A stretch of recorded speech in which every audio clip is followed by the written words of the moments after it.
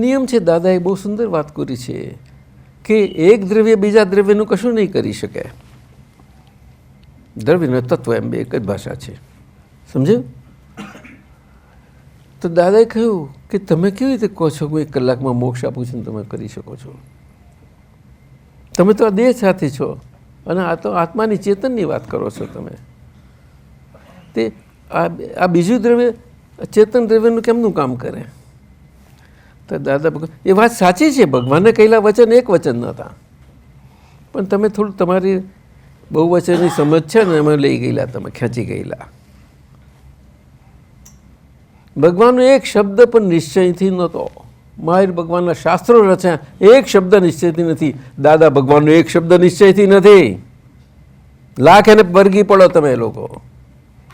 એનો અર્થ એ થયો કે આપણે એનો અનાદર કરીએ.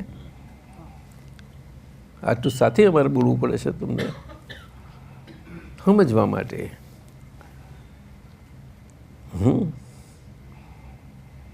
એટલે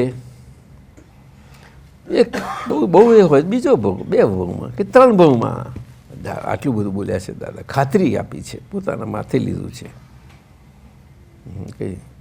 પણ ભાવ કયા છે ને, એટલે એ 2 ભાવની વચ્ચે પાછું થોડું આપણે ગોટાઈ ગયા હોઈએ ને, એ ગોટાવાનો ભાગ જુદો, પછી બધા ઘણું થઈ શકે છે. સાહેબ બહુ જોખમ છે આ.